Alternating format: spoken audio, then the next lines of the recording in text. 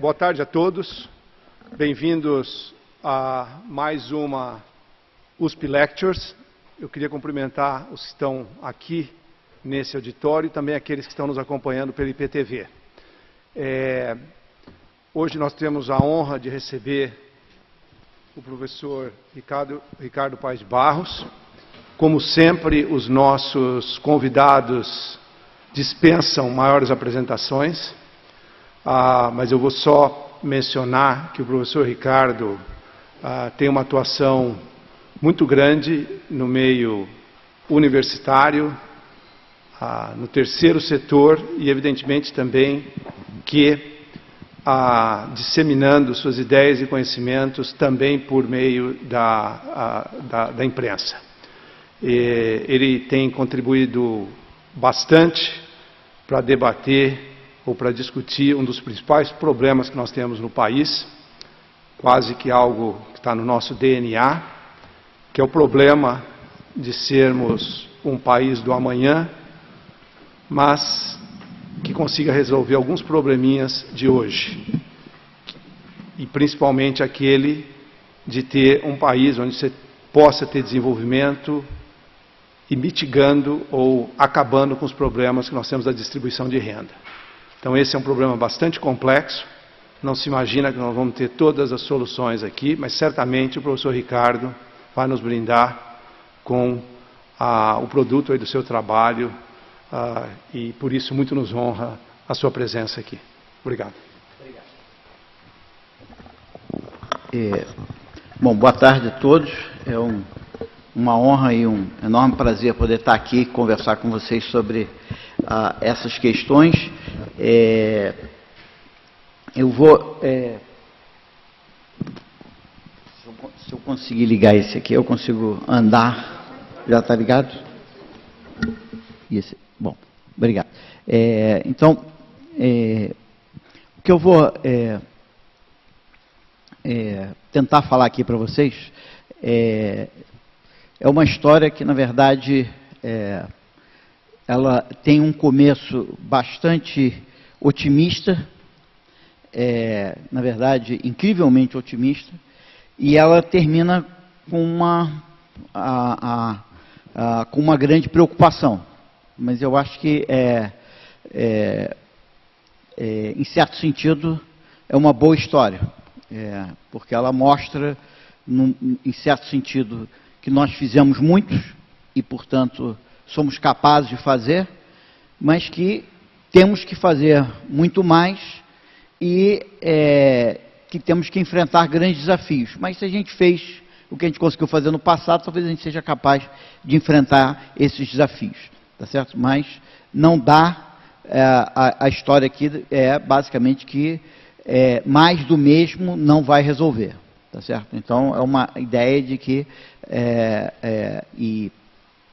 conversar com vocês sobre isso é muito importante, porque para enfrentar o que a gente tem que enfrentar pela frente, vai precisar de muita reflexão, vai precisar de muita criatividade, vai precisar muito da participação de instituições como a USP na busca da solução para esses dilemas, não só em termos de criar coisas e debater coisas, mas de liderar o pensamento brasileiro na direção de buscar reais soluções a esses problemas. Tá? Então, o que eu vou tentar mostrar para vocês? Vou tentar mostrar para vocês um país que passou por um progresso social incrível. A gente pode ficar discutindo em várias perspectivas se o que aconteceu nos últimos 15 anos no Brasil foi ou não foi incrível, tá certo? Do ponto de vista político, você pode ter certas dúvidas. Do ponto de vista social, quem tiver alguma dúvida de que, do ponto de vista social, o Brasil passou por um progresso incrível ao longo dos últimos 15 anos, está cego empiricamente, porque é uma coisa completamente visível, não tem como você discutir esse progresso, tá certo? Você pode discutir esse progresso, no entanto, e o futuro desse progresso, ao longo de 3 dimensões. O que eu costumo dizer, não só eu, mas um monte de gente costuma dizer, é o seguinte: nós precisamos alcançar o progresso que nós alcançamos nos últimos 15 anos de novo. Só tem que, para alcançar esse mesmo progresso de novo, não vai dar para fazer as mesmas coisas que a gente fez. Ou seja, nós não descobrimos a receita que faz com que é só aplicar a receita de novo que a gente vai conseguir de novo as mesmas coisas. Tá certo? Por 3 razões básicas que eu vou tentar mostrar para vocês. Tá certo? A primeira razão, ela é endógena e vem do próprio sucesso. Se você está acostumado com saúde pública, você vai entender. Qualquer política de saúde pública bem sucedida, ela vai acabar com um certo agravo, com uma certa doença, uma certa enfermidade, e o próximo aumento na expectativa de vida não vai vir com a mesma forma da tua política de saúde. Ela vai vir de uma mudança na tua política de saúde, porque aquela doença que você tentou resolver, você já resolveu. Você não vai aumentar mais a expectativa de vida combatendo aquela enfermidade. Tá certo? Então, tipicamente, uma política social, uma política social eficaz, ela tende a ser suicida, porque ela resolve o problema que ela foi desenhada para resolver, e, portanto, outros problemas aparecem que estavam submersos naquele problema maior. Você elimina aquele problema, você começa a ver outros, que você não via antes, porque você tinha aquele gigante na sua frente. Tá certo? Você aplicar a mesma política que resolver aquele problema, não vai resolver o problema que está subjacente àquele. Então, exatamente porque a política social brasileira foi tão eficaz, ela mudou a cara da pobreza no Brasil. Porque ela mudou a cara da pobreza no Brasil, as políticas de combate à pobreza, as políticas de inclusão social, de promoção do crescimento, elas mudam. E eu vou tentar mostrar, em certa medida, dar alguns exemplos para vocês de como elas têm que mudar. Tá certo? Só para vocês terem um pequeno exemplo para tornar isso concreto, o Brasil teve uma política muito eficaz de monetizar o agricultor familiar, que é o PAA, que é o Programa de Aquisição de Alimentos. O que ele faz? Em cada município, o município compra do agricultor familiar uma compra pública dos alimentos para ele usar nos asilos, para ele usar em orfanatos, toda a alimentação que ele precisa, ou nos presídios, ou em algum outro lugar, tudo aquilo que ele precisar, ele compra do agricultor familiar, numa certa medida. Esse programa foi inacreditavelmente bem sucedido e monetizou uma quantidade enorme, quer dizer, deu renda monetária para uma quantidade grande de agricultores familiares, que se acostumaram a vender parte da produção deles. Tá certo? Esses agricultores pegaram crédito pelo Pronaf, né, tiveram assistência técnica e aumentaram a sua produtividade.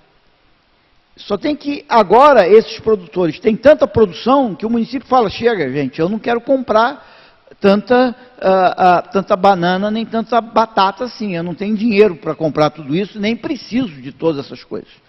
Agora eu tenho que te encaminhar para o supermercado. Eu tenho que te conectar com o supermercado da cidade ou o supermercado de São Paulo, tá certo? Com a rede de supermercados. Eu preciso de um outro programa. Antes eu precisava de um programa que dava o mínimo de monetização da produção da pessoa. Aí, isso organizou os produtores agrícolas em cooperativas, etc. Só que as cooperativas aumentaram tanto de produção que o Estado não pode ser mais o único comprador deles. Ou seja, esse é um programa de apoio à comercialização que, ao ser bem sucedido, precisa ser sucedido por um outro programa. Tá certo? E que na hora que esses produtores estiverem todos vendendo para um grande supermercado, eles vão achar o governo um cara super enrolado para vender, e eu vendo para esses caras não me pagam, é uma confusão, uma burocracia infinita, eu não quero nem saber desses caras, tá certo? O governo vai acabar comprando no supermercado, tá certo? Porque os caras vão achar o governo muito enrolado, tá? Mas é o caso onde você pegou um programa e sucedeu por outro, tá certo? Essa é uma razão que a política social tem que mudar, tá certo? Nós fizemos programas de acesso à água no Nordeste fantástico. Logo, acesso à água no Nordeste é outro problema agora do que era há 15 anos atrás. ele tem que ser tratado de uma outra maneira. Microcrédito, várias outras situações são o mesmo. Tem uns que é igual, por exemplo, o analfabetismo da população adulta é o mesmo problema que era 15 anos atrás. A gente não conseguiu resolver nada, continuamos com o mesmo programa que a gente tinha antes continua valendo hoje. Então, aquilo que não funciona é o mesmo programa, tá certo? Aquilo que funciona, você tem que mudar o programa, tá certo? O cara que fez o programa deve ficar orgulhoso, tá certo? Por isso que é meio que uma maluquice você fazer política pública via Constituição, porque Constituição é aquilo que tem que ser perene. A política pública é aquela que você resolve o problema, ela tem que ser dinâmica, né? Então você não vai colocar na Constituição um programa que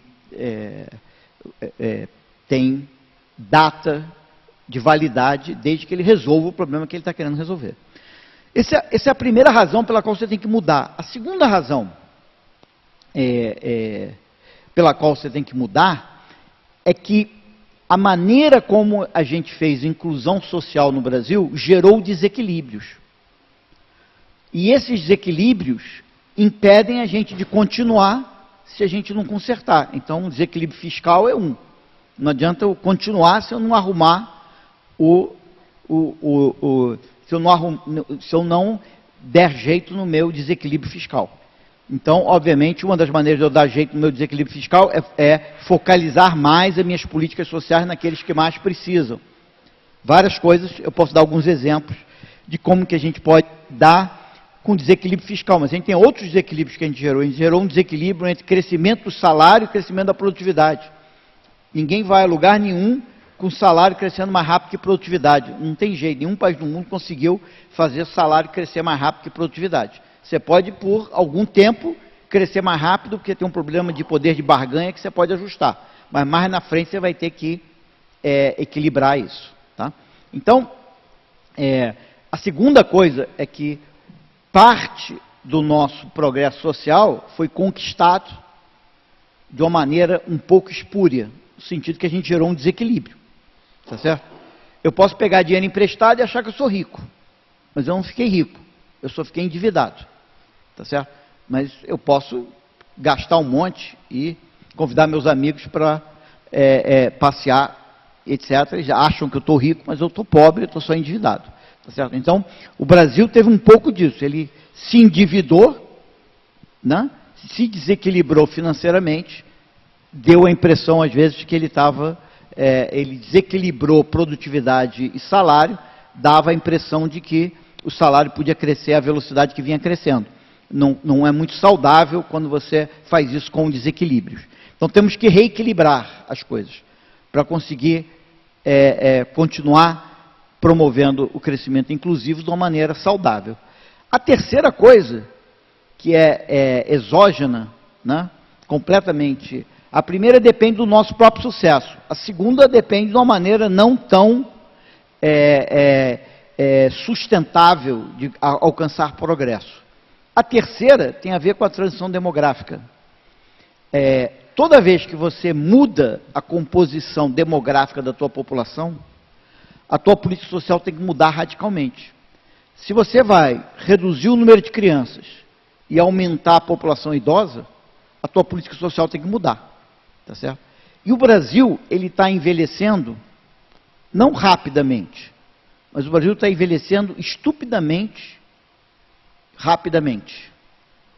Um exemplo é o seguinte: o que a França demorou 120 anos para envelhecer, o Brasil vai envelhecer nos próximos 20 anos. Então, a velocidade com que a mudança que o Brasil vai ter de envelhecimento nos próximos 20 anos é igual ao que a França teve de 1860 a 1980. Tá certo? De 1860 a 1980, que são 120 anos, a França envelheceu a mesma quantidade que o Brasil vai envelhecer de agora até 2030.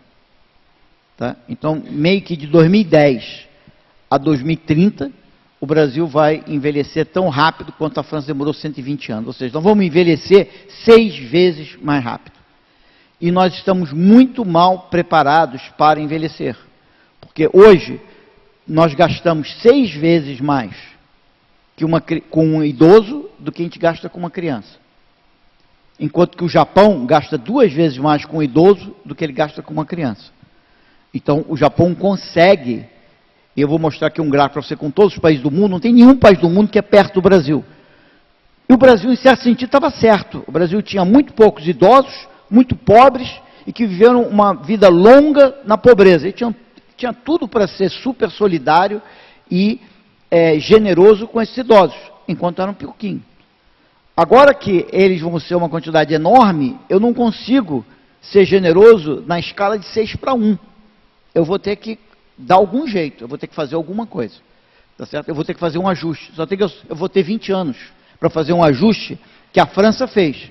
Mas a França teve 120 anos para fazer. Ou seja, a França teve 120 anos para adaptar a política previdenciária, a política de assistência social, a política de bem-estar social a uma população que estava envelhecendo. O Brasil tem que fazer o mesmo ajuste em 20 anos. Logo, as nossas instituições políticas têm que ser 6 vezes mais rápidas que as instituições francesas foram. Tá certo?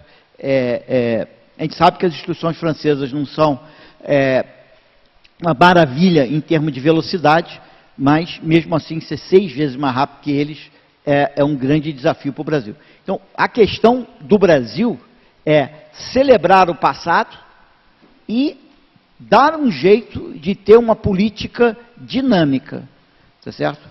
A nossa política social, ela tem que mudar com rapidez. Logo, nós temos que ter, e daí a importância de vocês, nós temos que ter rapidez cognitiva.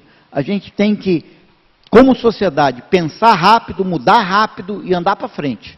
Porque se a gente passar uma década discutindo a mesma coisa e não conseguir andar para frente, nós vamos ter contas públicas totalmente desbalanceadas e nenhum progresso social. Tá certo? Então, o futuro, em certo sentido, é brilhante, mas ele requer uma sociedade que é capaz de lidar com mudanças. Uma sociedade que é capaz de reinventar sua política social o tempo todo. E não passar o tempo todo discutindo quem perde, quem ganha, e eu estou aqui e ninguém me tira esse direito, e eu fiquei parado aqui, eu conquistei isso nos últimos 10 anos, deixa eu quieto aqui, e etc. Ou seja, se a gente tiver grupos de interesses ancorados, que não permite que a política social brasileira mude, nós vamos estar em sérios apuros, tá certo? Então, essa é a história toda do que eu vou mostrar para vocês, o que vai me permitir meio que passar rapidamente pelo que eu tenho aqui, que eu posso depois deixar com vocês, se vocês quiserem olhar com mais detalhe. Bom, mostrando rapidamente para vocês que o Brasil é um fantástico sucesso. Isso aqui é o que aconteceu com a distribuição de renda do Brasil de 2001 para 2015, tá certo? E você vê aqui o seguinte, que o pobre brasileiro, que que o pobre brasileiro, que é esse grupo que está aqui, ele cresceu, a renda per capita do pobre brasileiro cresceu 6% per capita por ano, certo? Então, isso aí de 2001 a 2015, isso aqui seria o que cresceu a renda dos outros décimos da distribuição, tá?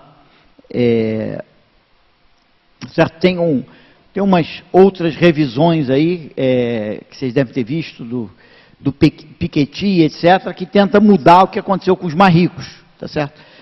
Tudo bem, se os mais ricos cresceram mais do que está aqui, porque isso aqui é feito com base nas pesquisas domiciliares, ótimo. Quanto mais o rico crescer, todo mundo crescer, melhor. O que é importante é que o pobre e a renda do pobre tenha crescido. E a renda do pobre brasileiro cresceu uma enormidade, tá? O que fez com que essa tenha sido a evolução da pobreza no Brasil. Quer dizer, em 10 anos, né, a gente tirou uma pobreza de 38 e trouxe a pobreza para 16, isso aqui é a pobreza, né? A extrema pobreza acontece a mesma coisa, você percebe que de 2014 para 2015 a pobreza já sobe, mas ela sobe não porque a desigualdade subiu, mas porque o país, a renda per capita do país encolheu, tá? Mas você tem uma tremenda queda na pobreza e você tem um resultado muito importante, que essa queda na pobreza do Brasil. Você pode dizer, bom, essa queda na pobreza foi porque que os pobres no Brasil tiveram uma renda que cresceu muito rapidamente. Você pode dizer, isso foi porque o Brasil se tornou muito mais generoso e transferiu muito mais renda para os pobres. De fato, o Brasil foi mais generoso, transferiu mais renda para o pobre, o que é mais do que justo e devido, e já estava tarde para o Brasil começar a fazer essa transferência dos mais ricos para os mais pobres. Mas o que você vê nesse gráfico é que essa faixa verde é a taxa de crescimento que teria acontecido, por exemplo, nesse grupo, mesmo sem as transferências. A transferência é a parte azul, e a verde é a parte da renda do trabalho. Então você percebe o seguinte, que, esquecendo aqui o primeiro décimo, que é um décimo que eu vou falar um pouco mais, se você olhar para o segundo décimo, o terceiro, o quarto e o quinto, todos esses décimos aqui, você vai perceber que todos esses décimos aqui, você teve um crescimento verde da ordem de 3% per capita por ano. Então, a renda per capita dessas famílias cresceu 3% ao ano só por causa da renda do trabalho. Tá certo? Isso quer dizer o seguinte, o Brasil teve um processo de redução na pobreza com inclusão produtiva. Não foi um processo de redução na pobreza por causa do Bolsa Família. Foi um processo de redução da pobreza com aumento da renda do trabalho, com aumento da renda autônoma. Ou seja, as pessoas autonomamente saíram da pobreza. Tá certo? O que é uma saída da pobreza muito mais desejável do que uma saída da pobreza simplesmente pelo aumento de generosidade da população brasileira. É claro que a população brasileira ficou muito mais generosa e é por isso que eu tenho a parte azul. Tá certo? Mas isso complementou o progresso que eu já tinha. Tá? É claro que nesse grupo aqui, você vê que a parte azul é enorme. Esse é os 10% mais pobres do Brasil.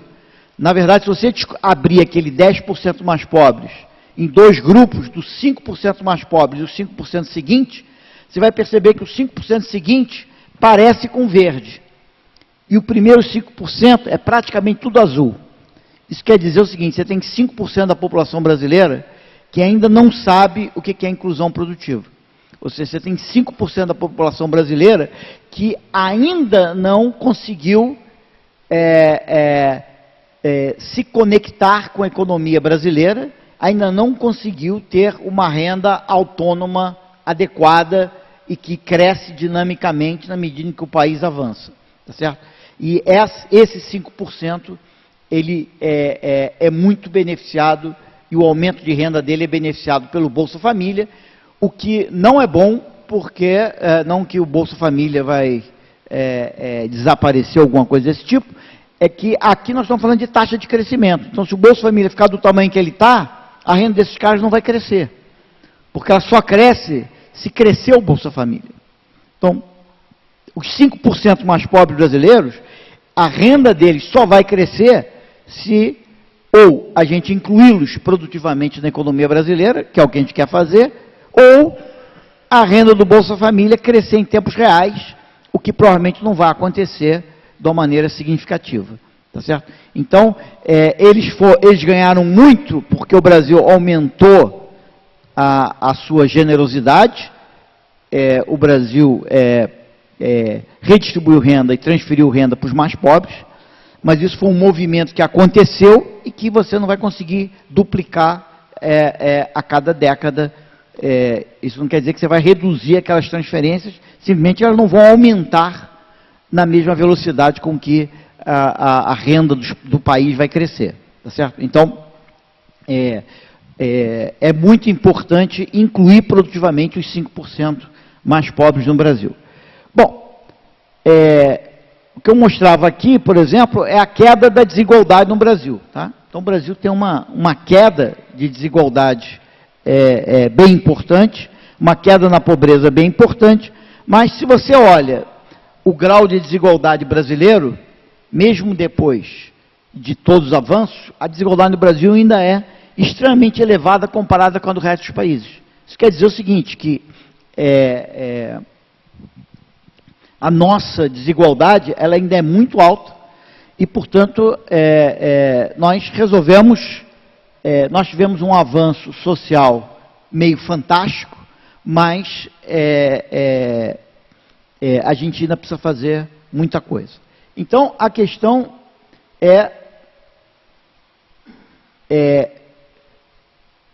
eu queria falar para vocês, então, rapidamente aqui, dos desafios à frente para a gente conseguir fazer tudo isso de novo. O que a gente quer é um pobre com uma renda per capita crescendo 6% ao ano, tá certo?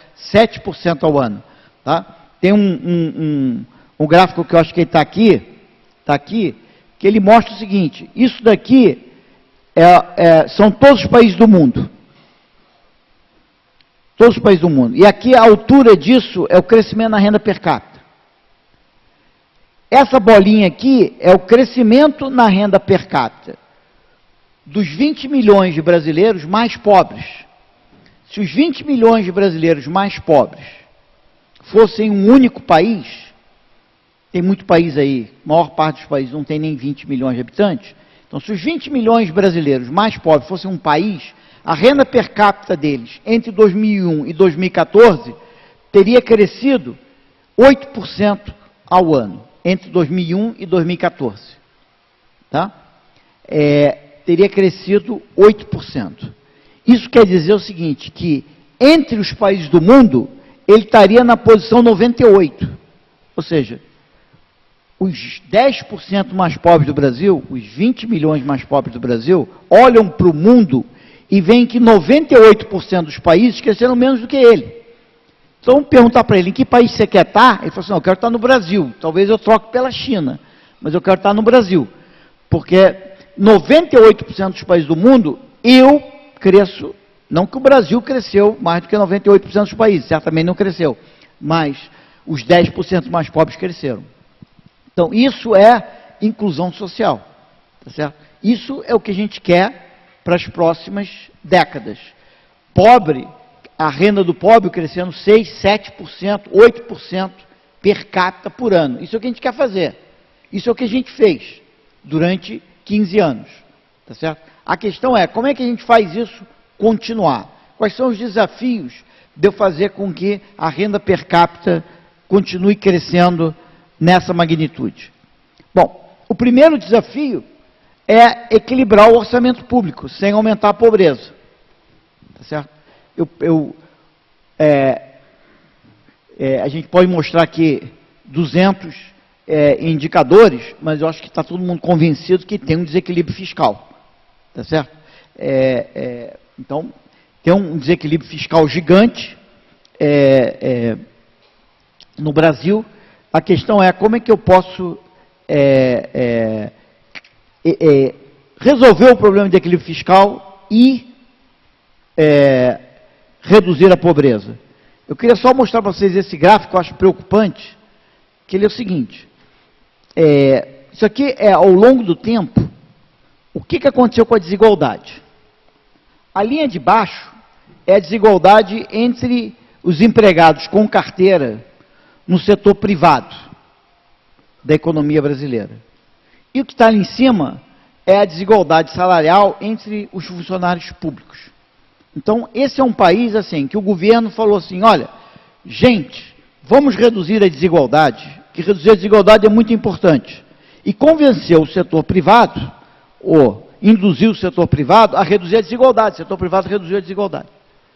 Só tem que a desigualdade no setor público ficou parada. Então, que governo é esse que luta pela redução da desigualdade e a desigualdade entre os funcionários públicos está parada e lá em cima? Ora, mas se a desigualdade entre os funcionários públicos está parada e lá em cima, e eu quero reduzir gasto público e reduzir desigualdade, parece fácil, né? Eu congelo os salários altos, só aumento os salários baixos, eu vou reduzir a desigualdade e vou poupar recursos públicos parece uma receita relativamente fácil, e o setor público parece esquisito. Por que ele precisa trabalhar com uma desigualdade tão alta relativa ao setor privado?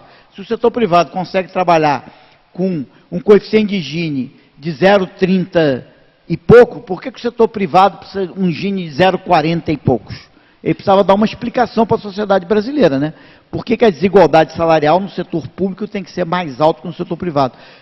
Grande parte dos países é o contrário, o setor público tem menos desigualdade que no setor privado, né? No Brasil, graças à desigualdade entre municípios, estados e governo federal, entre legislativo, executivo e judiciário, essas desigualdades são extremamente elevadas. Então, você quer reduzir déficit e reduzir desigualdade, não precisa tirar dinheiro de programa social que vai para o pobre. Você tem que reduzir a desigualdade do salário no setor público. Bom, outro desafio fundamental para o Brasil é aproveitar o dividendo demográfico, né? O Brasil tem, hoje, é considerado jovem quem tem de 15 a 29 anos. Hoje o Brasil tem 50 milhões de jovens. Isso aqui é a evolução do número de jovens no Brasil. O Brasil tem hoje o maior número de jovens que ele jamais teve e tem o maior número de jovens que ele jamais terá, que são 50 milhões.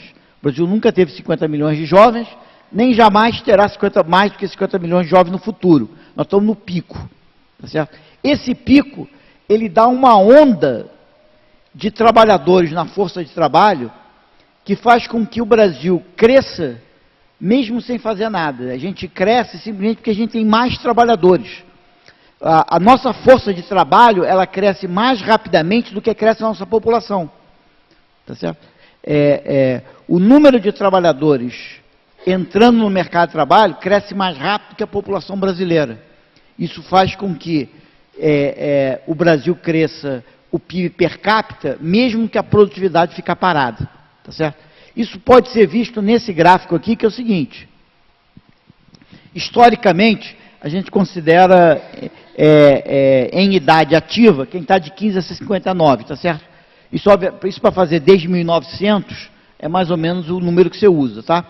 Obviamente que hoje é mais de 25 a 69, mas aqui, para padronizar no tempo, está 15 a 59, tá? Então, ali, o azul é a população em idade ativa. O laranja é a população, entre aspas, economicamente independente, menos de 15, mais de 60. Tá?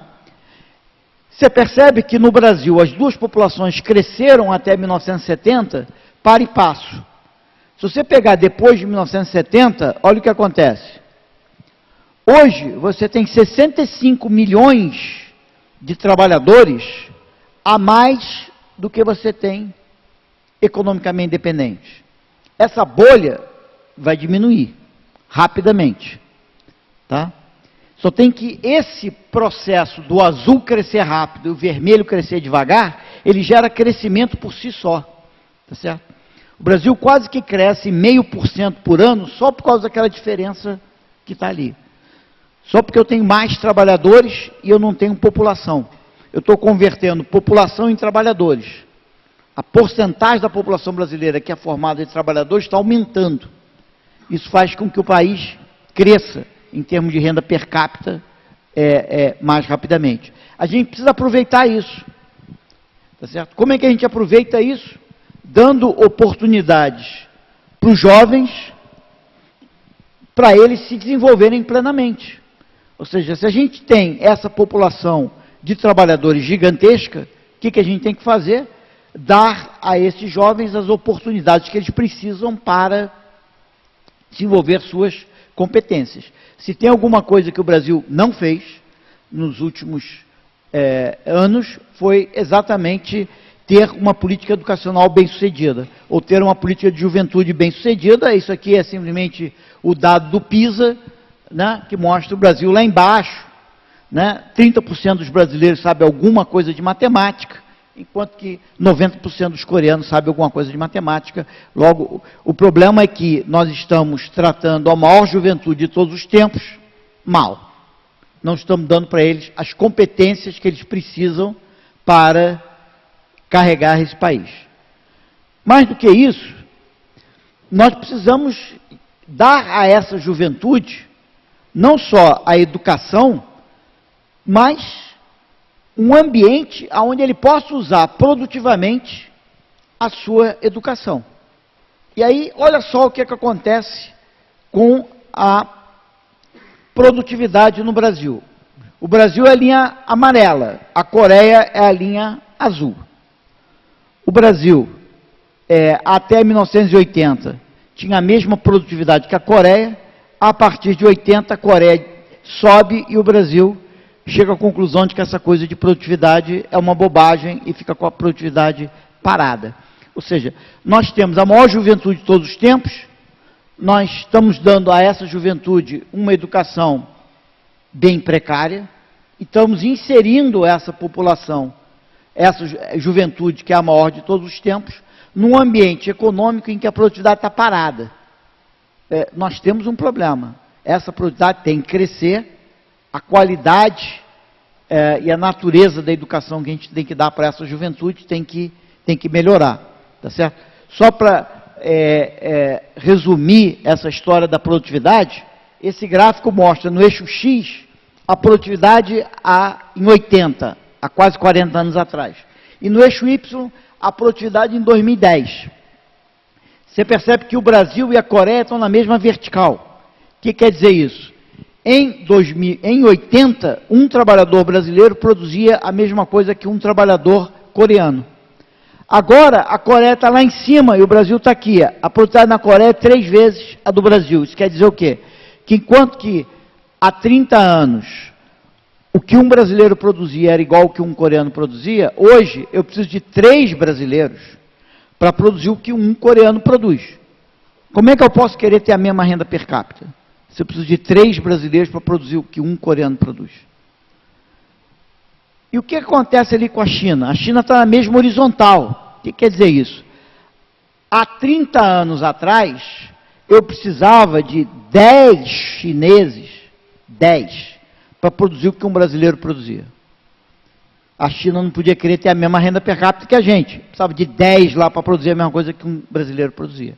Hoje, a China, hoje não, quando esse gráfico foi feito, a China produzia, um chinês já produzia igual que um brasileiro produzia. Tá certo? E como a China, vocês podem ver ali a verde ali, que é a China crescendo a produtividade, enquanto nós estamos falando aqui, o chinês já deve ter passado o Brasil, eu já devo estar precisando de mais de um brasileiro para produzir o que um chinês produz. E aí a gente perdeu competitividade no mercado mundial, significativa, e aí a necessidade de incluir os mais pobres no Brasil vai ficar muito mais difícil. O que isso aqui mostra é o seguinte, que talvez hoje no Brasil a política pública mais importante é a política pública que é uma política econômica. Se eu aumentar a produtividade, eu vou conseguir aumentar a remuneração dos trabalhadores. Vai ser difícil, sem aumentar a produtividade, eu continuar conseguindo aumentar a remuneração dos trabalhadores. A outra questão preocupante é o seguinte, é o significado da nossa educação. O que eu falei para vocês até agora é o seguinte, olha, o Brasil não está dando uma educação muito boa para os nossos jovens.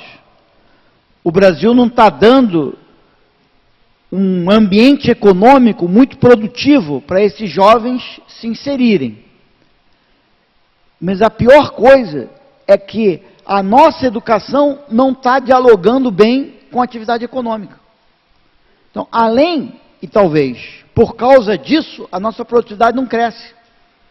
Porque nós estamos aumentando a escolaridade, mas ela não conversa com a economia, não conversa com a atividade econômica. Então,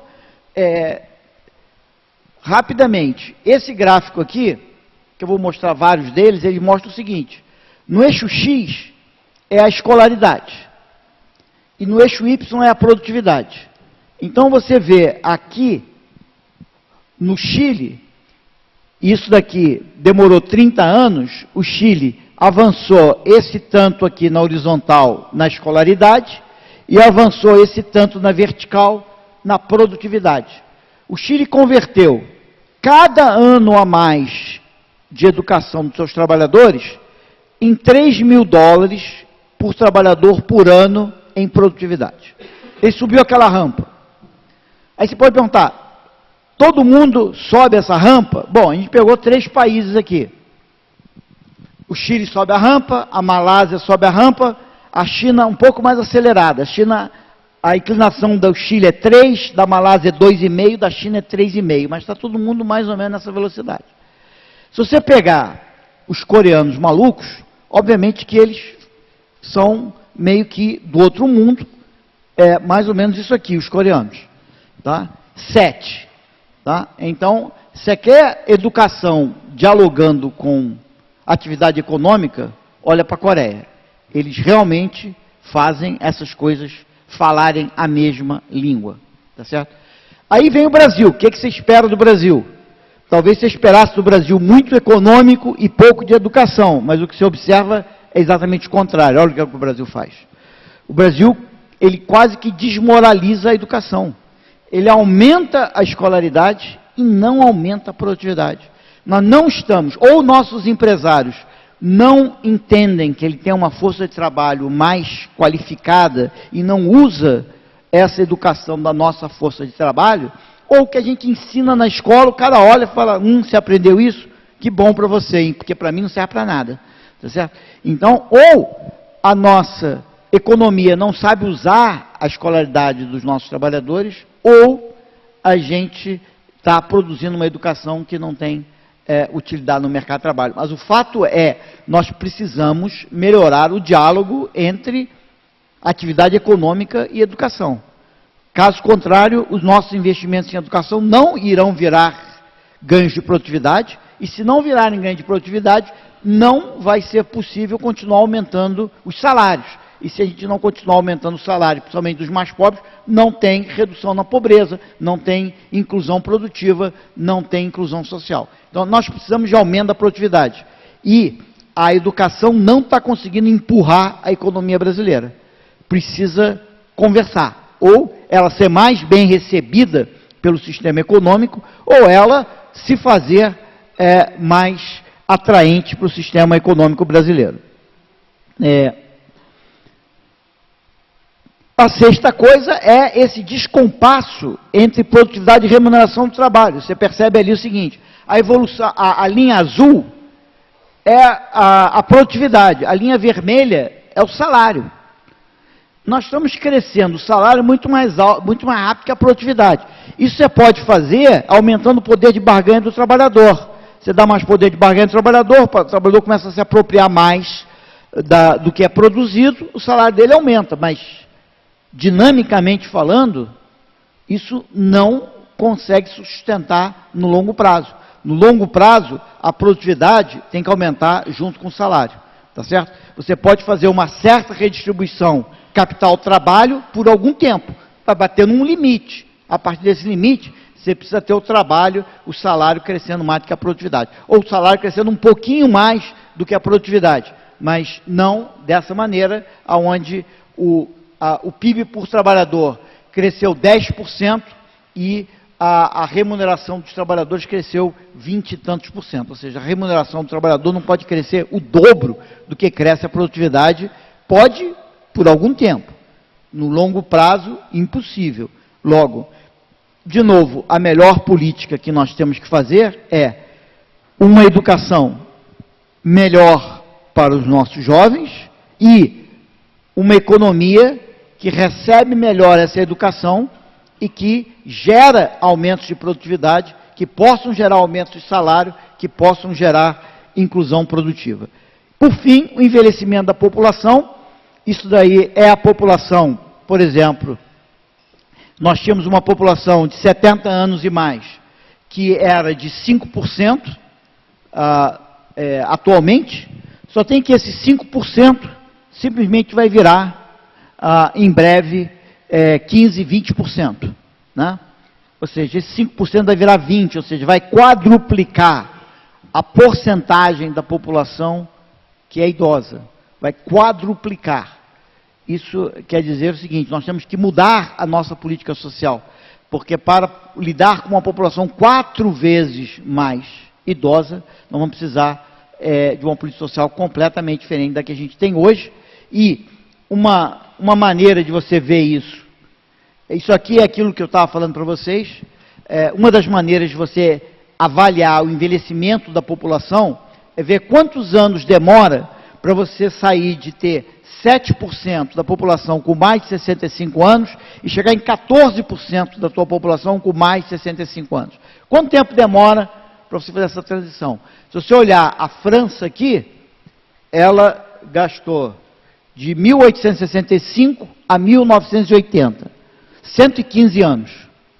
Foi o que ela gastou para a população de mais de 65 anos passar de 7 para 14. No caso do Brasil, nós vamos mudar isso de 2011 para 2032, em 20 anos.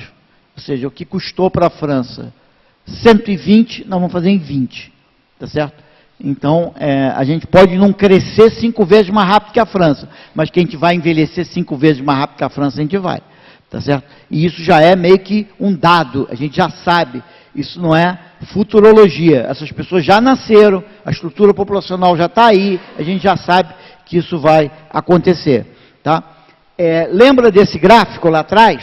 A gente saiu aqui de um equilíbrio de um trabalhador para um dependente e vai voltar para um trabalhador e um dependente. Só tem que a gente vai voltar com uma composição etária completamente diferente. Porque a gente vai trocar criança por idoso. Olha só. Aquela linha dos menores de 15 anos, ela sobe, depois ela começa a cair. E a população de idosos começa a subir. Logo, nesse momento aqui, a gente tinha um certo equilíbrio com muita criança e pouco idoso. Aqui, a gente vai alcançar um trabalhador para um dependente com muito idoso e pouca criança. Isso quer dizer uma estrutura de política social completamente diferente. E para explicar para vocês em que encrenca a gente está, esse último gráfico aqui mostra o seguinte, quanto que a gente gasta, isso são dados da ONU, quanto que a gente gasta com um idoso, comparado com quanto que a gente gasta por uma criança, ou seja, o gasto per capita com um idoso do governo, computado todos os programas sociais que vão para um idoso, com o gasto, saúde, previdência, etc., comparado com o gasto por criança, Bolsa Família, educação e etc. No caso do Brasil, é 6 para 1. No caso aqui da China, cadê o Japão? O Japão deve estar por aqui. Né? O Japão está ali um pouco para cima. Então, o Japão está aqui, né? O Japão está aqui com um pouco mais de 2, e o Brasil está lá com 6. Então, nós gastamos, nosso desequilíbrio entre idoso e criança é 3 vezes maior do que o do Japão, entendeu? Então, a questão é a seguinte, como é que você faz política social num país que envelhece e que tem esse nível de desequilíbrio entre o gasto com criança e com o gasto com idoso. Tá certo? Você está caminhando para um desequilíbrio fiscal, obviamente. Cada vez que você troca uma criança por um idoso, você gastava 1, agora você passou para gastar 6. Você gastava 1, gastou 6. Então o relógio brasileiro que vai trocando criança por idoso, ele tira 1 e bota 6, tira 1 e bota 6, tira 1 e bota 6. Tá certo? Logo, é imperativo. Isso aqui é uma bomba relógio? Não. Isso é um país maravilhoso, que tem todas as possibilidades de sucesso que você puder imaginar. Agora, é um país que é o seguinte, se não parar, sentar, for criativo e está disposto a mudar, vai virar uma bomba. Tá certo? Então, esse país vai falir se ele não tiver criatividade, ele não souber mudar, não souber ajustar e não souber fazer as coisas direito. Ou seja, o país vai ser cada vez mais rico e, portanto, todo mundo vai poder cada vez ter uma vida melhor, mas se não for um país que seja capaz de sentar na mesa e ter agilidade política para tomar as decisões difíceis que têm que serem tomadas, ele vai ser vítima dessa dinâmica demográfica gigantesca que vem em cima dele e um desequilíbrio fiscal e econômico entre produtividade e salário que vai dificultar o crescimento econômico e dificultar ainda mais a produtividade. Tá certo? Então, a meta para o Brasil é flexibilidade, dinamismo, criatividade. Se a gente tiver isso, a gente tem tudo para ser bem-sucedido, porque, afinal de contas, a gente mostrou que, nos últimos 15 anos, a gente conseguiu fazer um verdadeiro milagre social em termos do avanço que a gente alcançou. Obrigado.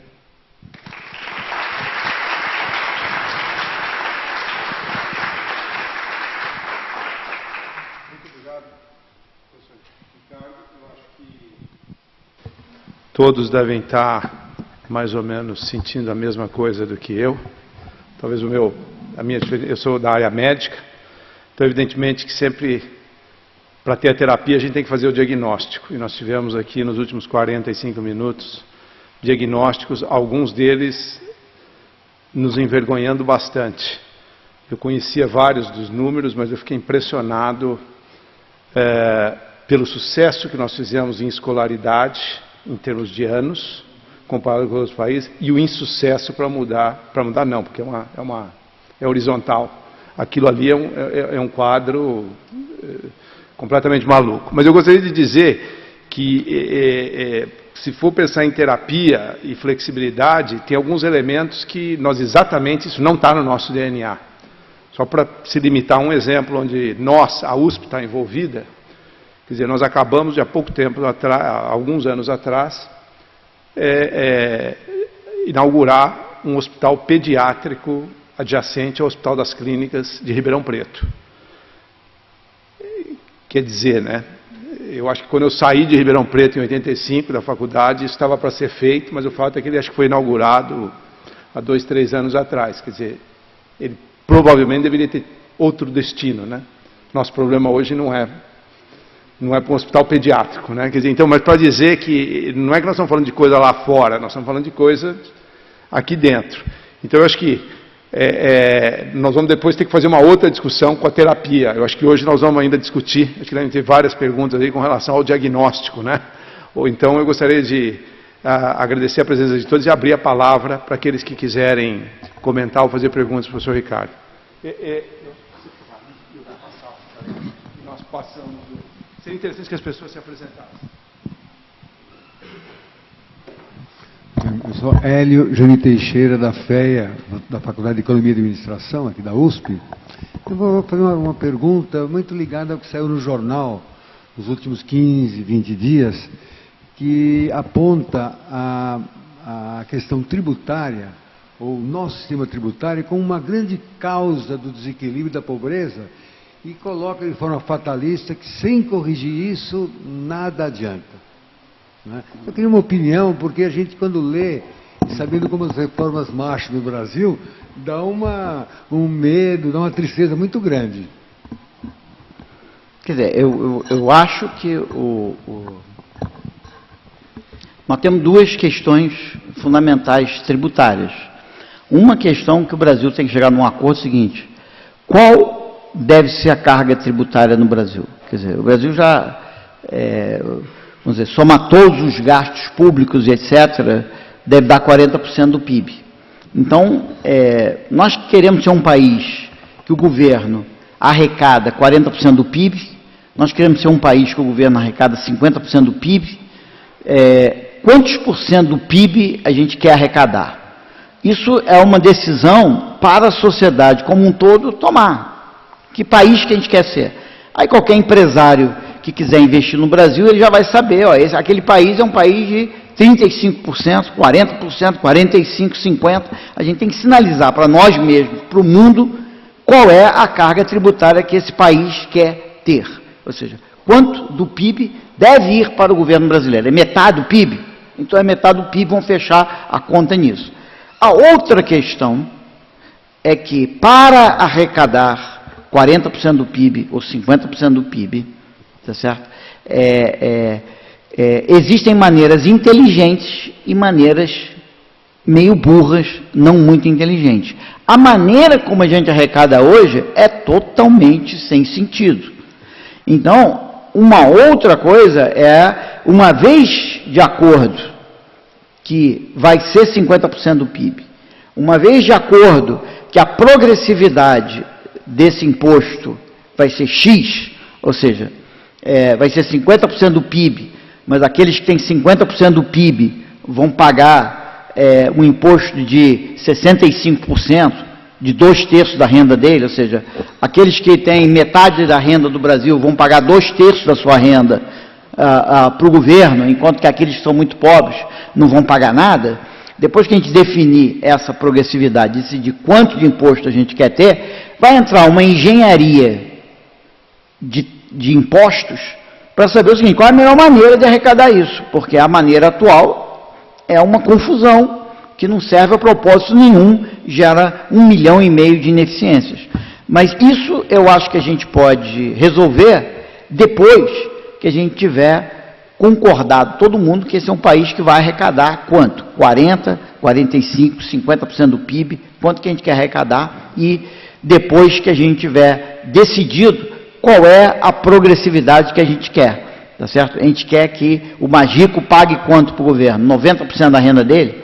Ou 60% da renda dele? Quanto que a gente quer que o mais rico no Brasil pague de imposto? Então, na medida em que a gente definir esses dois grandes parâmetros macro, a gente vai poder ter tranquilidade para definir qual a maneira mais eficaz de coletar essas taxas, que a gente pode colocar na mão dos técnicos, e aí ninguém precisa entender os detalhes dessas coisas. Mas qual é o nível de imposto e qual é a progressividade, a gente tem que decidir como sociedade. Agora, o que acontece no Brasil é o seguinte: nós temos que fazer 45 coisas, e qualquer uma dessas 45 coisas que a gente não fizer vai parar o país. Então, a questão é a seguinte: nós temos um país fantástico, um futuro fantástico, só tem que a gente tem que fazer coisas. A gente tem que chegar em acordos rápidos, a gente tem que ser inteligente, a gente tem que ser criativo, e a gente tem que fazer 45 coisas ao mesmo tempo. Não vai dar para, vou fazer uma, e depois a gente pensa na outra. Não vai dar, vai ter que ser um monte de coisa ao mesmo tempo. Então a gente tem que mexer na Previdência, tem que mexer nos impostos, tem que mexer na política social, tem que mexer na educação, tem que mexer na saúde, tem que fazer tudo ao mesmo tempo. Então, é bom que a gente tenha um bom governo que seja capaz de fazer todas essas coisas simultaneamente, que a gente não tem escolha. Marta Rett, sou professora do Departamento de Ciência Política e pró-reitora adjunta de pesquisa aqui da USP.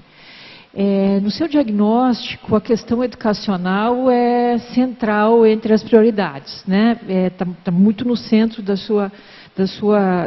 conjunto dos desafios que têm que ser enfrentados, né? E esse dado de que houve um aumento muito grande da escolaridade, acompanhado de um aumento muito pequeno na qualidade da educação, né, é um dado que é mais preocupante ainda à luz do investimento que o país tem feito na área educacional. A questão educacional tem estado no centro da agenda há pelo menos 30, 35 anos, né?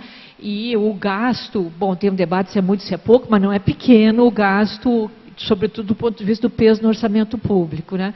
Então, a seu juízo, qual é por que os nossos ganhos em escolaridade são tão pequenos, e o que deveria mudar na política educacional para que o país ganhasse em qualidade da educação? Então, de novo, quer dizer, eu acho que é muito importante a gente separar, né? Como no caso dos impostos, né? A gente podia ficar aqui discutindo se tem que mexer no IPVA, ou no ICMS, ou no IOF, ou sei lá no que.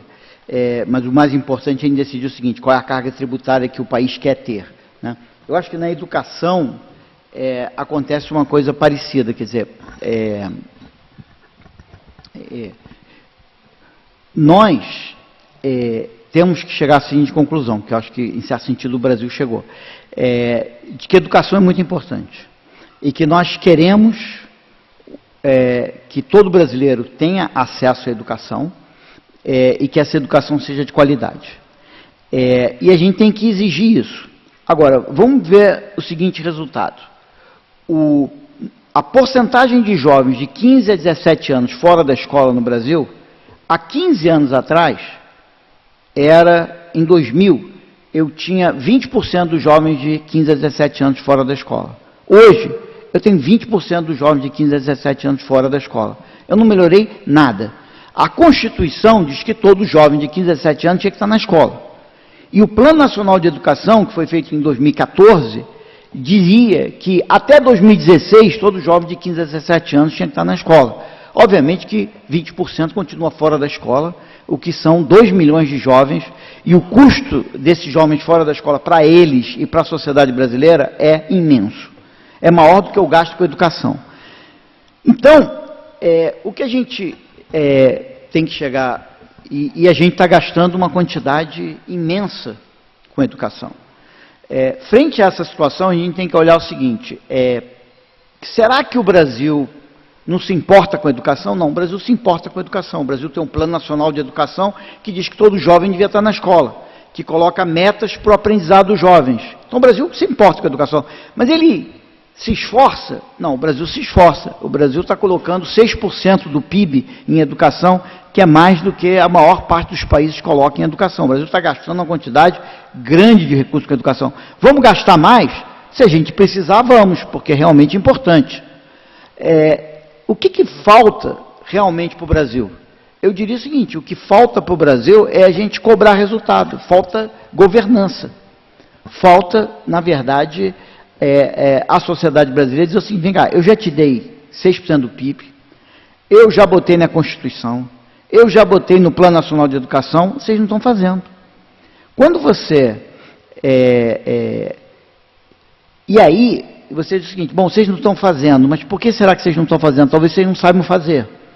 Se você olhar para o Brasil, você vai perceber que tem lugares no Brasil, por exemplo, se você olhar para o Nordeste, tem uma cidade chamada Brejo Santo, que é na fronteira tríplice de Paraíba, Ceará e Pernambuco, na parte baixa da Chapada do Araripe. Eles têm educação no nível europeu. E é uma cidade relativamente pequena no meio do sertão brasileiro. Eles já alcançaram aquilo que o Brasil, no Plano Nacional de Educação, estabelece para 2020. Os caras lá no sertão brasileiro já alcançaram. Eles ficam olhando para o Brasil e para as metas do Brasil e falam, o que esses caras estão falando? Eu sou um dos municípios mais pobres do Brasil. Eu já alcancei o que esses caras estão planejando para 2020. Logo, o Brasil sabe educar, o Brasil aloca os recursos para educar e a sociedade brasileira diz assim, eu quero esse povo educado. O que está acontecendo? Está faltando governança. Falta o quê? Falta a gente chegar para as pessoas e saber o seguinte, vem cá, por que vocês não estão copiando os melhores... por que quem não sabe educar não copia quem sabe? Jequié na Bahia tem um indicador lá embaixo, Brejo Santo no Ceará tem um indicador lá em cima. Por que um não copia o outro? Eles têm a mesma renda per capita. Por que um não copia o outro? Então, a gente tem um problema de que o nosso sistema educacional não faz com que as pessoas copiem, porque cada um, em cada escola, diz, não, a educação é diferente. Aqui é diferente de lá, e, portanto, não tem nada para aprender com eles, tá certo? Porque aqui é diferente de lá. Então, a primeira coisa é o seguinte, nós temos que aprender a copiar. 2, a gente tem que aprender a avaliar o nosso insucesso. O nosso sistema educacional é o que a gente chama, não sei se já viram essa sigla em administração, que chama PDCA, que é você planeja, é o P, o do é o faz, o C é o monitora, e o A depois que você planejou, você fez, você monitorou, se não deu certo, o A é de ação, de avaliação, ou seja, você avalia, vê o que deu errado e muda. O Brasil planeja, o Brasil executa 6% do PIB, o Brasil tem o melhor sistema de avaliação do mundo, que é o INEP, mostra para a gente o seguinte, olha, não aconteceu nada. Vocês planejaram, Plano Nacional de Educação, vocês gastaram 6% do PIB, eu monitorei e estou mostrando para vocês, olha, tem o mesmo número de jovens fora da escola que tinha 15 anos atrás, continua a mesma coisa. Aí o que o Brasil faz? Planeja de novo, ele pula o ar. Então é como se eu desenhasse um avião, fizesse o avião decolou, caiu, aí falou, o avião caiu. Tá bom, então vamos fazer o avião de novo. Não, peraí, não vale a pena pegar o avião e dar uma olhada por que ele caiu? Não tem. Então, o que falta no Brasil? A gente acha que avaliar por que não funcionou é caça às bruxas. A gente não entende que a gente tem que aprender com os nossos erros educacionais. Então, nós estamos tentando fazer educação há não sei quanto tempo e não estamos aprendendo com os nossos erros educacionais. Então, primeiro problema nosso educacional, eu estou querendo dizer, nossos problemas educacionais, para nós que não somos educadores, é um problema de governança. Porque o Brasil sabe educar, o Brasil aloca os recursos, não tem resultado. O que a gente precisa? Primeiro, criar um sistema que induza copiar melhores práticas. 2, vamos aprender com os nossos erros. Nós não aprendemos com os nossos erros, em educação em particular. 3, tem um outro fantasma. Todo secretário de educação, ele diz assim, eu sou um cara honesto, eu sou um cara esforçado. E se você for lá ver com ele, ele realmente chega muito cedo, sai muito tarde, trabalha loucamente e provavelmente 99% deles são muito honestos.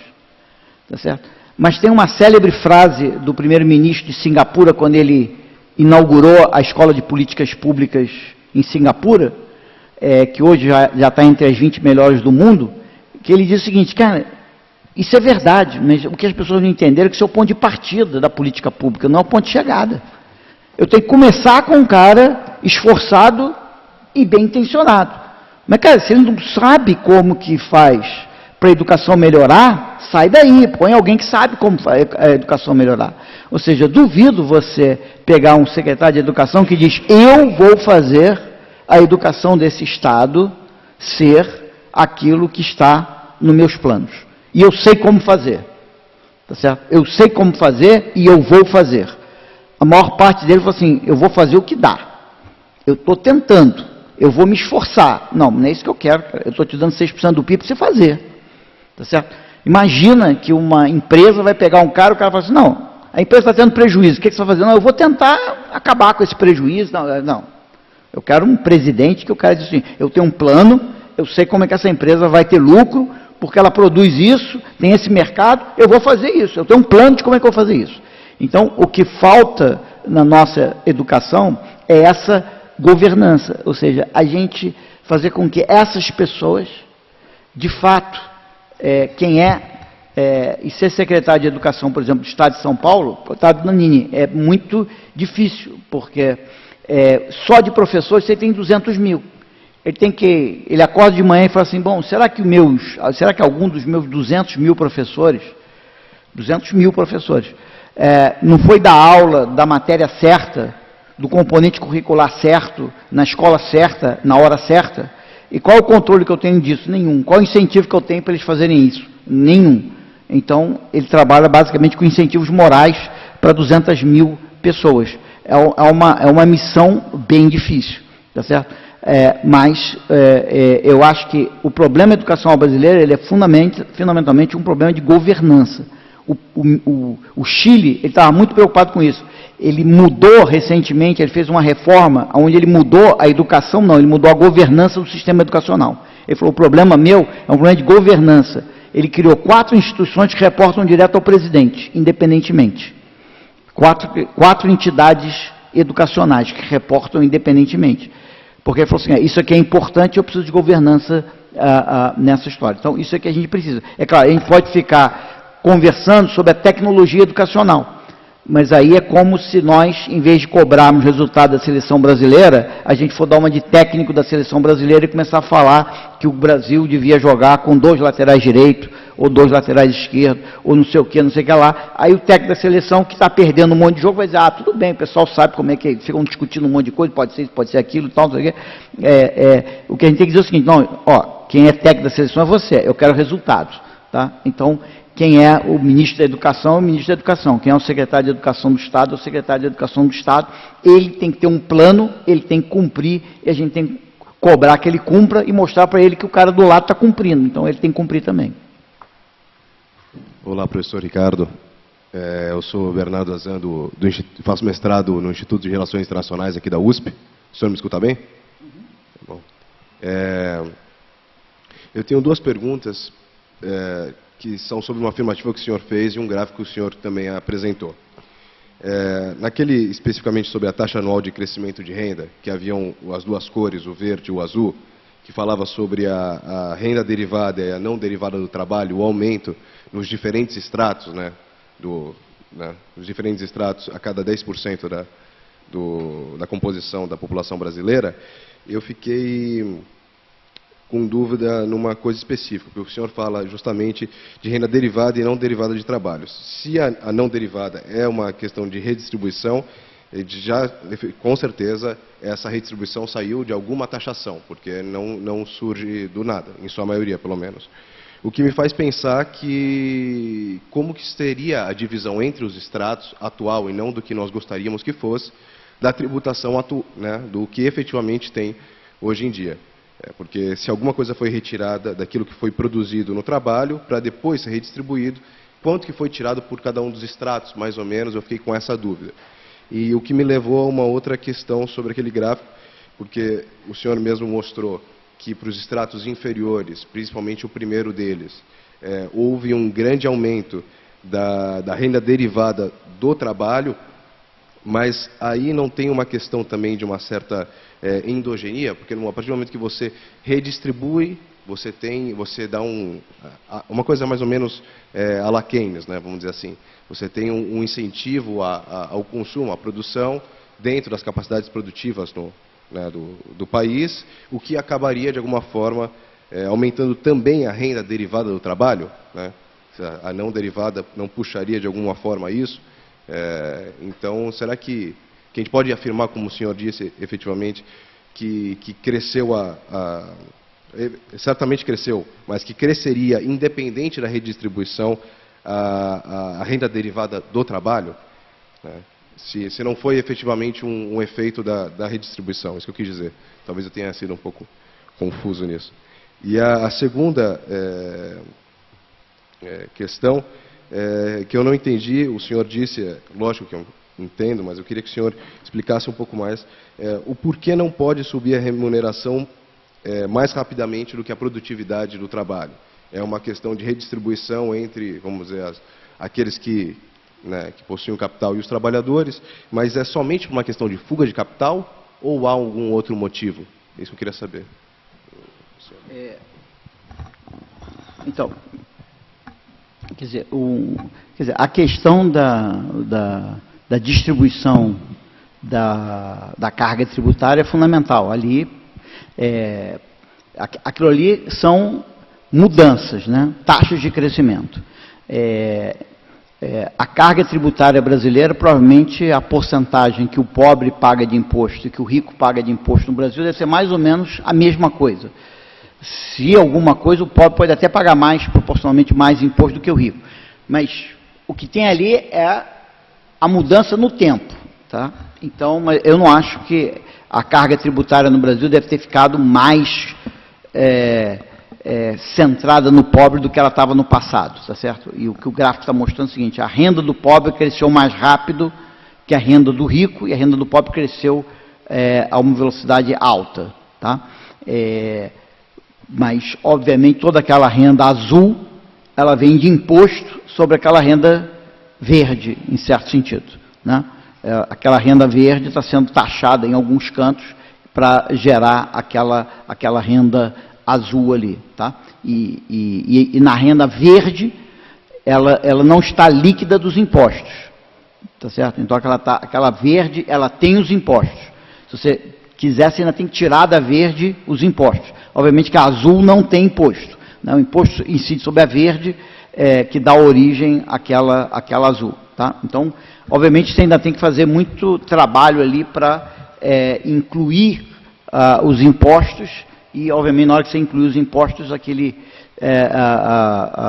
esse gráfico aí pode mudar um pouco, mas eu acho que ele vai continuar verdadeiro, que a renda dos mais pobres cresceu loucamente, e, na verdade, os 30% mais pobres do Brasil não pagam nenhum imposto direto, apesar de pagarem uma enorme quantidade de imposto indireto, na medida em que eles consomem um conjunto de coisas. Se a redistribuição da renda do trabalho gera, ou se a redistribuição da renda não trabalho gera emprego e gera renda do trabalho, é uma boa questão. Isso depende do que quem foi taxado gasta e quem recebeu a transferência gasta, né? Se eu taxar uma família de classe média que tem 2 filhos e transferir essa renda para um idoso que está no interior do Nordeste, mesmo que esse idoso seja pobre, não é claro que eu vou aumentar a demanda por trabalho, porque pode ser que essa família de classe média com 2 filhos vá estar precisando gastar muito mais esse dinheiro e ter uma poupança muito baixa, enquanto que eu vou transferir para aquele idoso na área rural do Nordeste, ele não vai ter muito com o que gastar, ele não vai, ele pode até poupar aquele dinheiro, tá certo? Então, o impacto da transferência sobre a demanda e sobre a geração de emprego depende da propensão a gastar e no que gastar, de quem paga o imposto e de quem recebe a transferência. Você teria que comparar as duas coisas para saber. Tipicamente, a gente acha que o que teve é uma coisa espacial. Como o Bolsa Família e as transferências foram muito concentradas nas cidades pequenas, aumentou muito a demanda por trabalho nas cidades pequenas e reduziu um pouco em São Paulo e nas cidades grandes, que basicamente pagam esse imposto que é gasto no interior do Brasil. Então teve muito uma interiorização das transferências, e essa interiorização das transferências gerou uma interiorização do emprego e da renda, que foi uma das causas, foi um dos fenômenos de redução da desigualdade no Brasil. A tua outra pergunta era sobre...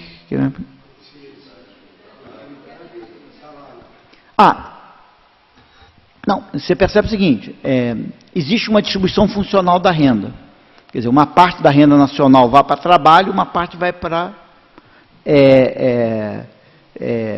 uma parte vai para o trabalho, outra parte vai para o capital.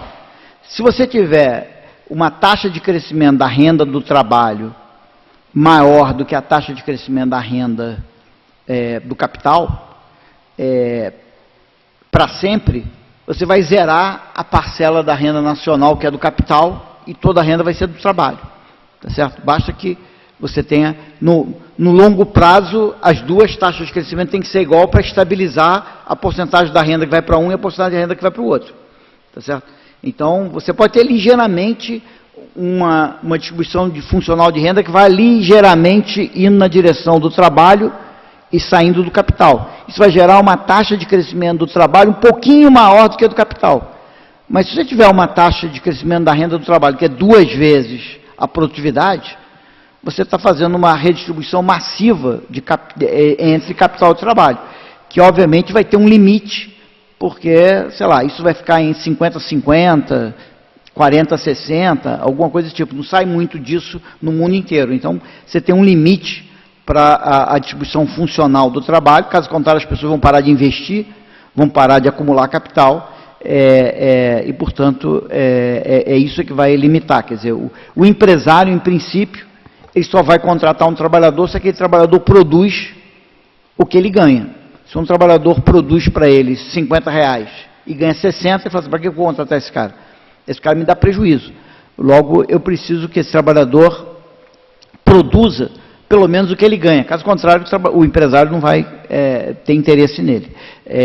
Então, para gerar emprego, eu preciso de uma certa relação entre o valor da produtividade e o salário. Obviamente que no curto prazo o trabalhador tem poder de barganha, tem várias coisas. O empresário já investiu na máquina, se o trabalhador for embora e fica com a máquina parada, tem várias coisas que já estão dadas, então no curto prazo tem várias dificuldades de você ajustar isso, mas no longo prazo, na hora que ele for investir numa outra fábrica, ele vai pensar 2 vezes antes de fazer o investimento, dependendo de qual é o nível salarial existente, né? Tá. Olha, eu fiquei impressionada com o diagnóstico. Eu estava esperando que aparecesse isso em algum momento nesse país, porque realmente... então, voltando, eu realmente quero parabenizar violentamente o diagnóstico. Eu sou, bom, quem eu sou, né? Lia Queiroz do Amaral, professora titular aposentada do Instituto de Física da Universidade de São Paulo.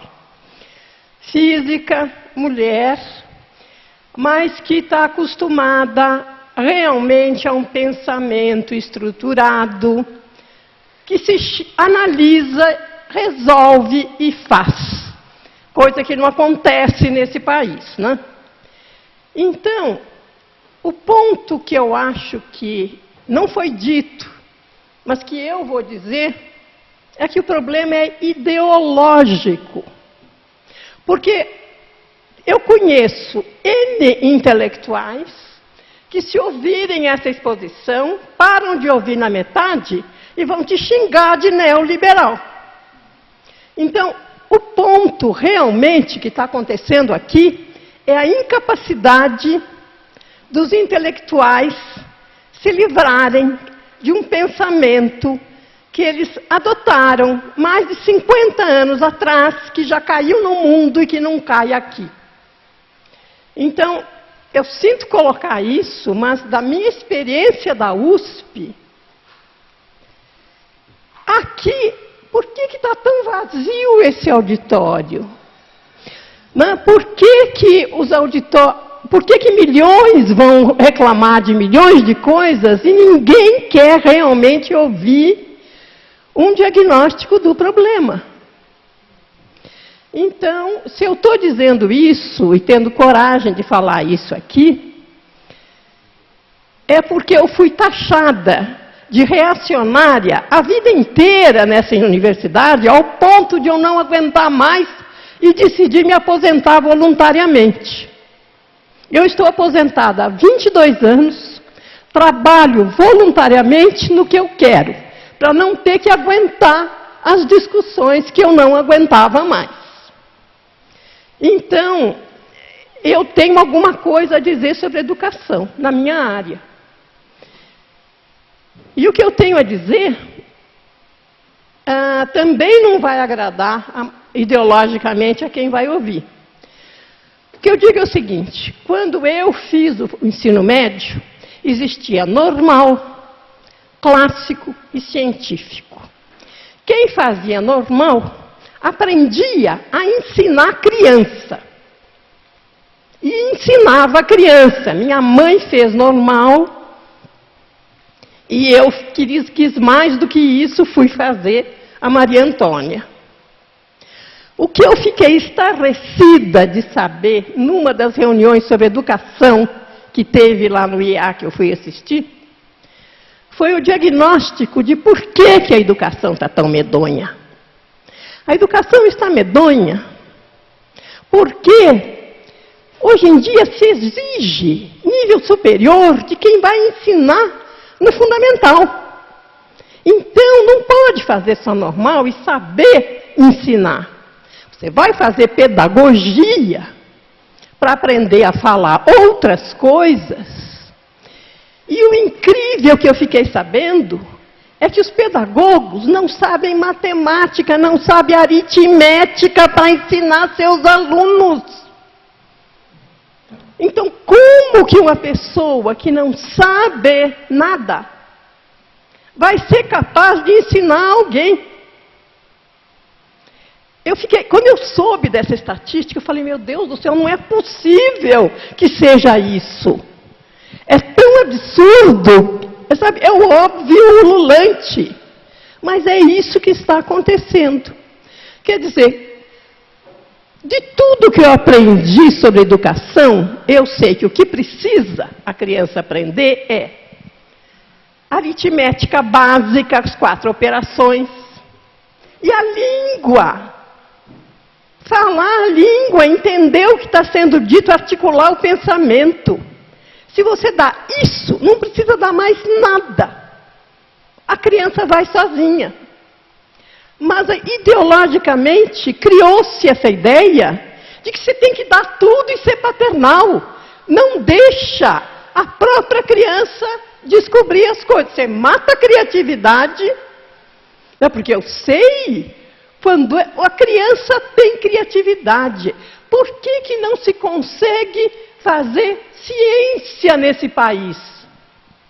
Por que ninguém entende de ciência nesse país? A criança tem criatividade, ela tem curiosidade. Isso é matado com o método. Não, você não pode, você tem que dar aquilo que numa determinada teoria foi dada. Então, é uma coisa realmente terrível, porque é o óbvio ululante, é um problema ideológico. A cabeça das pessoas tem que mudar. Não é possível que não se perceba isso. Mas é impressionante, quer dizer, você pega qualquer intelectual da minha geração, ele é por definição de esquerda. Se eu falo qualquer coisa, você é um neoliberal. Não pensa. Então, você me desculpe, né, mas realmente eu fiquei muito feliz de hoje, né, em vez de ficar em casa, trabalhando duramente como eu ainda faço, eu falei, não, o meu horóscopo me disse que hoje era para arejar. Então eu vim arejar aqui. Obrigado. Não, obrigado.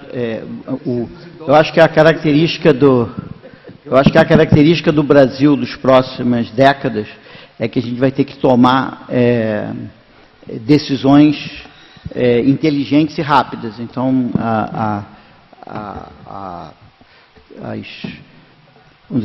as conjecturas das pessoas sobre o que funciona e o que não funciona vai ter que ser testada com muita rapidez e com muita objetividade, porque a gente vai precisar de soluções rápidas se a gente quiser melhorar a vida das pessoas.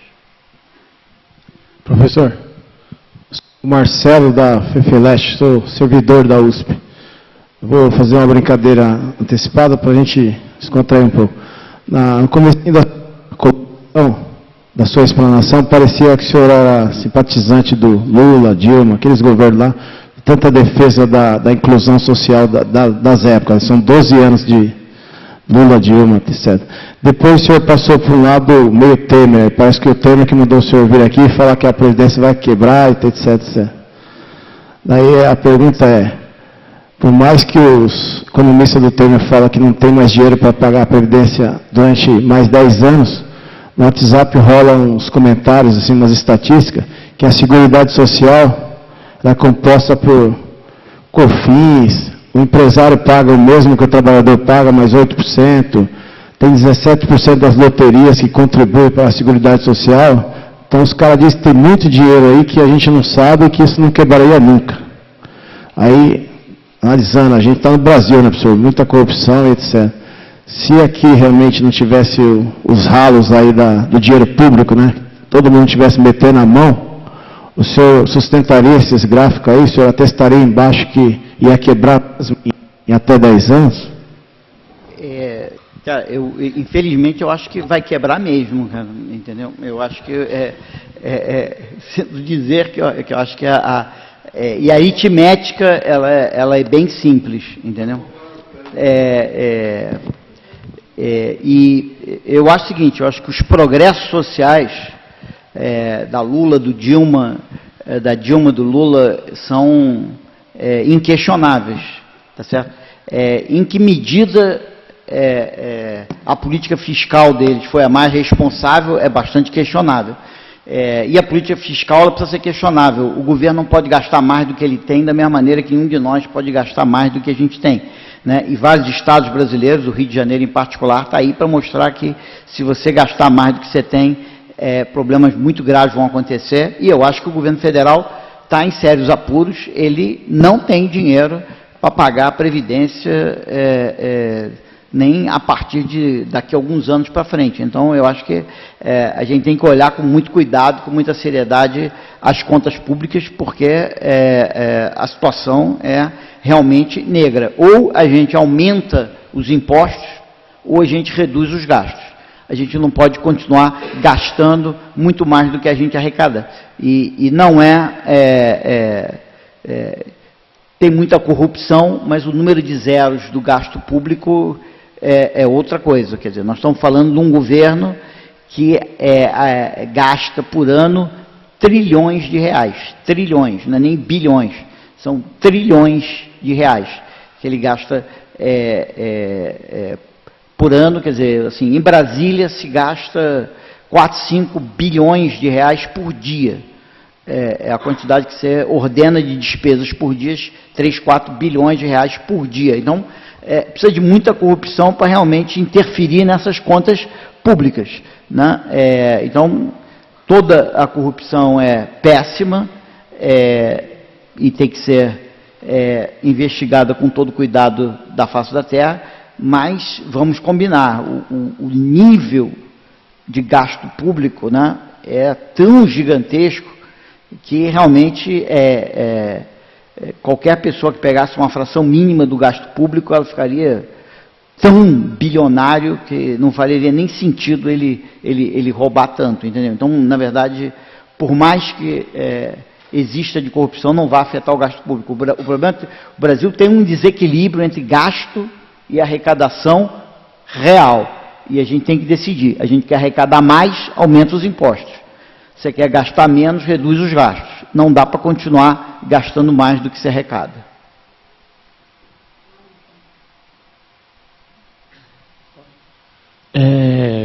Pietro, eu faço economia na FEA. Eu sei que o senhor falou de não ser técnico de futebol e tal, mas eu queria saber a opinião do senhor sobre a solução, não a solução, mas uma proposta de voucher para as escolas públicas. Não para a escola pública, né, mas para o sistema de educação, de fornecimento de voucher e mesclar uma coisa mais privada nessa solução de educação. Quer dizer, eu acho que o futuro da educação é a educação ser privada, né? Quer dizer, no Brasil, você já teve época que, eu acho que em vários municípios brasileiros ainda deve ser assim, que a coleta de lixo era pública, né?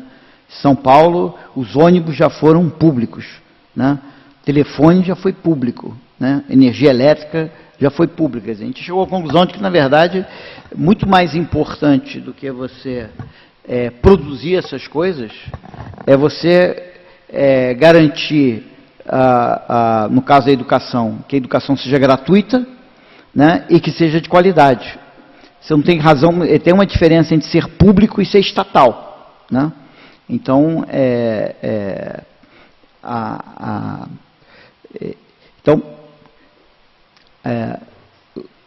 então é muito importante a gente trazer o setor privado para a produção de bens públicos. Então, eu acho que o setor privado vir para a área de educação e produzir, eu acho que vai ser sempre uma coisa ótima. Na Holanda, por exemplo, todas as escolas na Holanda são privadas, embora a educação seja pública. Você pode escolher a escola para o seu filho, mandar o seu filho para aquela escola, a escola é obrigada a te atender, mas o professor não é funcionário público. O professor é funcionário de alguém que provê aquele serviço naquela escola. E, portanto, o setor privado acho que é mais do que bem-vindo na educação, da mesma maneira que ele é bem-vindo na saúde.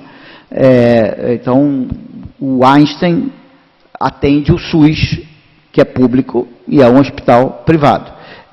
E quem é atendido publicamente no Einstein acha ótimo.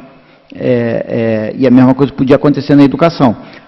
O importante e o difícil, e, por exemplo, tem casos de insucesso total, a Suécia, por exemplo, privatizou-se a educação, e os resultados pioraram. Então, você tem que ter cuidado nesse processo, como em todo processo, onde um bem público passa a ser produzido pelo setor privado. Esse processo tem que ser feito de uma maneira muito cuidadosa, porque você precisa de um setor privado muito bom para assumir essa responsabilidade. Porque se você fizer a transição de um sistema público para um sistema privado, com vouchers, sem que você tenha um setor privado capaz de oferecer escola nos municípios mais remotos do Brasil, você vai acabar gerando uma tremenda desigualdade, você vai gerar uma série de problemas. Então, vários países estão testando isso, alguns com mais sucesso, outros com menos sucesso. A Suécia é um grande fracasso, a República Tcheca é um bom exemplo. A República Tcheca está privatizando as suas escolas e está tendo grande sucesso. O Chile está no meio do caminho. Tem parte das escolas privadas, parte das escolas públicas e não sabe direito para onde ir. Então, a ciência não está que um é melhor do que o outro.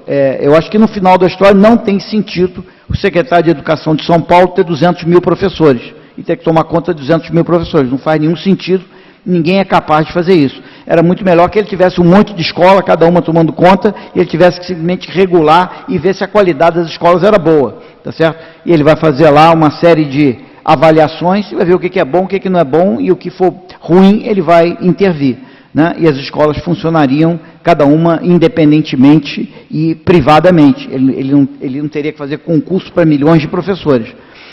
Agora, essa transição tem que ser feita com um extremo cuidado para você não gerar desigualdade e um sistema pior ainda em termos de qualidade. Bom, para encerrar, eu gostaria de agradecer a presença de todos e daqueles que nos acompanharam online, porque essa sua USP Lecture está sendo transmitida online. Mas gostaria particularmente de agradecer a contribuição do professor Ricardo Paes de Barros, reconhecidamente um dos mais importantes intelectuais brasileiros e mais originais intelectuais brasileiros dos estudos sobre desigualdade, por nos brindar mais uma vez com uma palestra tão brilhante, tão inspiradora e tão instigante. Obrigada, Ricardo, pela sua presença aqui. Muito obrigado pelo convite. Boa tarde a todos.